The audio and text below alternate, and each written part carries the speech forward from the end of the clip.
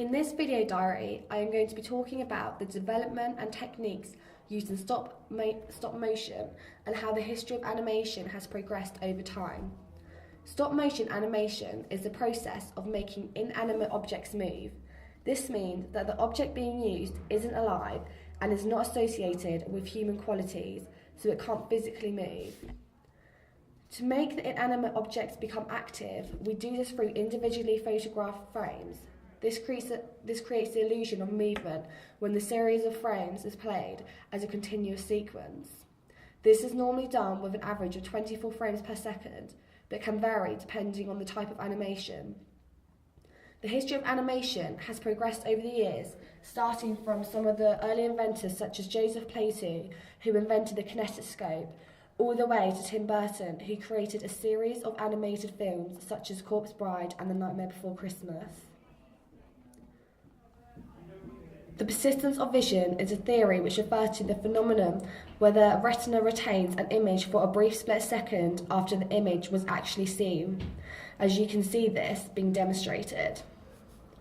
This means that everything we see is a subtle blend of what is happening now and what was happened a fraction of a second ago. For example, it stops everything going pitch black when we blink our eyes. We don't notice the fractional skips between images because the persistence fills the momentary gap to make the motion seem seamless.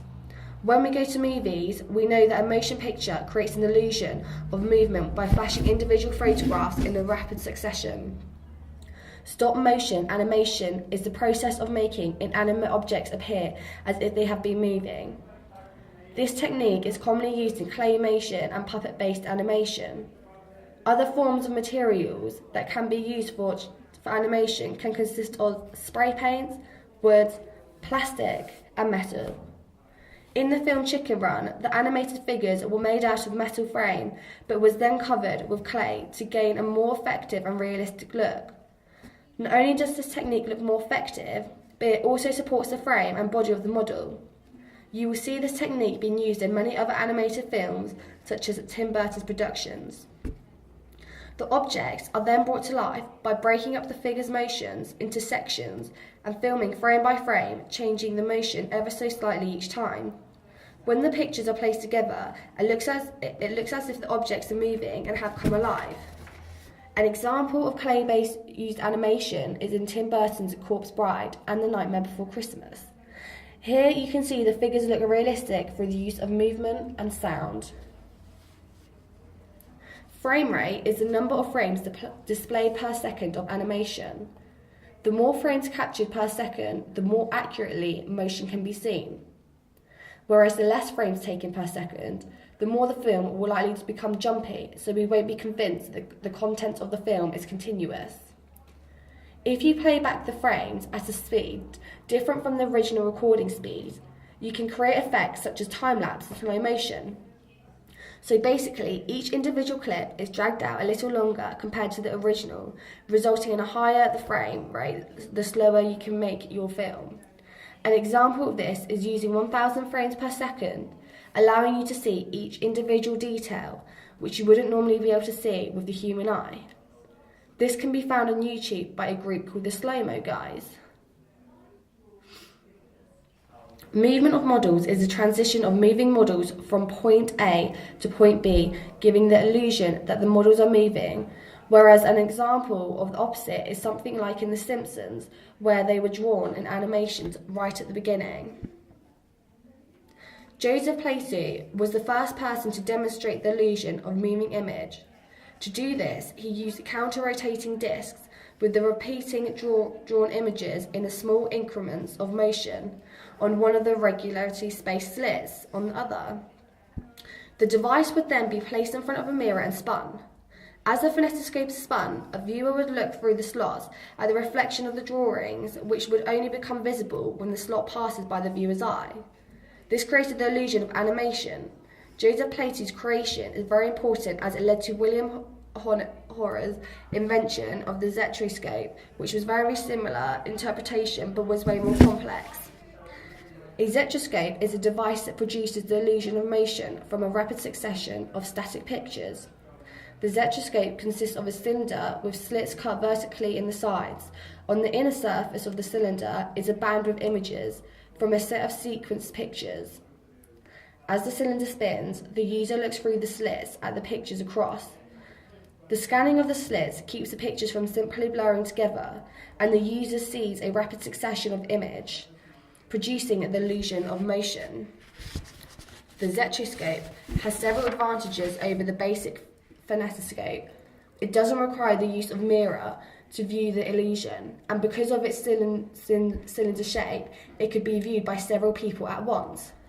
Both pioneers, Joseph Plato and William Horner, are vital when studying the history of animation, as they were the first people who created the illusion of movement. Following on, Emily Reynolds invented the Praxiscope. This was one animation device, the successor to the Zetriscope. Like the Zetriscope, it uses a strip of pictures placed around the inner surface of a spinning cylinder. The Praxiscope improved on the Zetriscope by replacing its narrow viewing slits with an inner circle of mirrors, placed so that the reflections on the pictures appeared more or less stationary in position as the wheel turned. Someone looking in the mirrors would therefore see a rapid succession of images, producing the illusion of motion, with a brighter and less distorted picture than the Zetriscope offered. All three pioneers had the success of moving image in common. However, it just got more competitive as the years went on, as each pioneer was challenging previous inventions to expand their knowledge of animation. Even though each invention was very similar, each had slight differences, and this led to the complexity of animation today. With the given knowledge, animation became more complex, with pioneers such as Edward Muybridge creating the first ever moving picture. Muybridge had an early love and passion for motion picture and laid out many photographic experiments, resulting in the creation of the horse in motion. Here, as you can see, the horse is moving with all feet off the ground. He invented this motion picture with the Zoopraxiscope, which projected images from a rotating glass disc in a rapid succession to give the impression of motion. This invention was very similar to Thomas Edison, who invented the kinetoscope, which was designed for films to be viewed by one individual at a time through a peephole viewer window at the top of the device. As you can see, this was not a movie projector, but the device gave the illusion of moving image. The Lumiere brothers are known to be the best filmmakers in history. The Lumières held their first private screening of a projected motion picture in 1895. They held their first public screening in a cafe in Paris. The history-making presentation featured 10 short films, one of them called Workers Leaving the Lumiere Factory. Each film is 17 metres long, which, when had cranked through a projector, runs approximately for 50 seconds. Given the invention of cinematography, many people tended to use the knowledge discovered by pioneers and was able to develop films to a more advanced, interesting way. For example, William O'Brien was an American motion picture special effects and stop-motion animation pioneer who was arguably responsible for some of the best-known image in cinema history, and is best remembered for his work of The Lost World, King Kong, and The Mighty Joe Young, for which he won an award for the best visual effects. He began experimenting with his clay models, and within a year he had produced The Dinosaur and The Missing Link, a caveman comedy. O'Brien's dinosaurs not only moved and fought in the jungle, they breathed, using a bladder inside the skeleton model that could be inflated and deflated. Even though the movement of animation was very jumpy and not so realistic, it was incredible for audiences to watch, as they didn't think special effects would be possible. O'Brien went on to be recognised for his expertise in special effects. He worked alongside developers such as Ray Harryhausen, who together created a film, Mighty Young Joe, which won an Academy Award for his special effects and brilliance. Ray Harryhausen went on to create some of the best-known fantasy movies of all time. He invented his own brand of stop animation called Dynamation. He was then inspired for multiple modern animators that are famous today. The process of Dynamation was simple but very effective.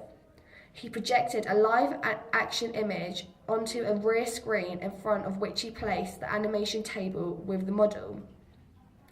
He would then place a glass sheet in front of both.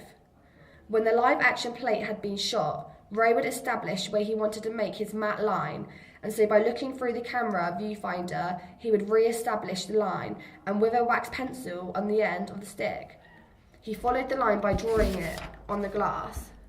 When he was satisfied with the line, it was accurate, he would then paint out with black matte paint the lower section below the line. He would then photograph the animation of the model reacting with live action on the plate. Afterwards, he would then create a second pass in the camera to retain the lower previously matted out section, to creating a combined image of the creature seemingly as part of the live action.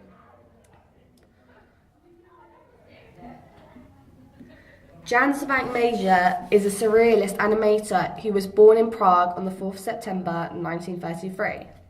He inspired many of today's motion picture animation, including the Brothers Quay. He has gained his reputation over the years for his creepy and surreal films.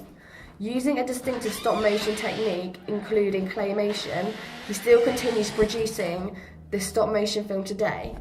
Jan's work was very different compared to O'Brien's and Horson's work, as Jan's tended to be more explicit with his animation special effects.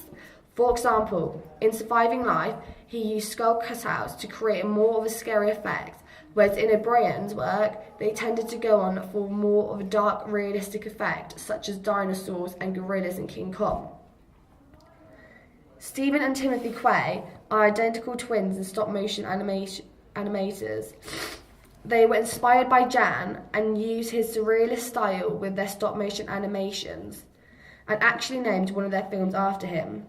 The brothers create expression through the use of different heads with different facial expressions in order to create emotion within the characters.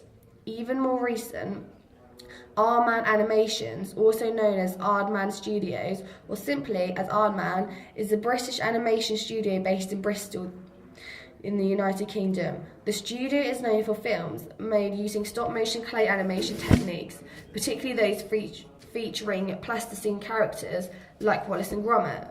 However, it successfully entered the computer animation market with Flushed Away.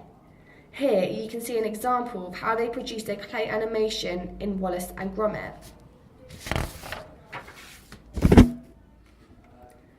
Another inspirational animator is Tim Burton. He is famous for his dark, gothic, and quirky take on horror and fantasy-style movies, such as Beetlejuice, Edward Scissorhands, The Nightmare Before Christmas, Sleepy Hollow, and Corpse Bride. To this day, he is one of the most famous and well-respected creators ever. One of his best films, in my opinion, is The Nightmare Before Christmas. In this film, you can see the dark, gothic side, but you can also see the more gentle aspect of it. In this clip, you can see Jack singing, which allows you to see how his clay animation are formed and how realistic they look. Wallace and Gromit and Tim Burton's Nightmare Before Christmas have the same concept of clay animation, and they look very similar visually in that aspect. However, Tim Burton's Nightmare Before Christmas is more of a gothic genre, whereas Nick Park's Wallace and Gromit is more of a harmless comedy. In conclusion, animation can be presented in a variety of different ways. For example, animation can be seen on TV adverts, which are called channel idents. Channel 4 are well known for representing their brand through animation idents as well as E4. Also, music videos are becoming more popular regarding animation, as it's different, quirky, and brings out a different type of effect, which is targeted at viewers. Animation can also be seen at the cinema for a screening of a new film, e.g. Wallace and Gromit, but it can also be screened as a TV programme as well.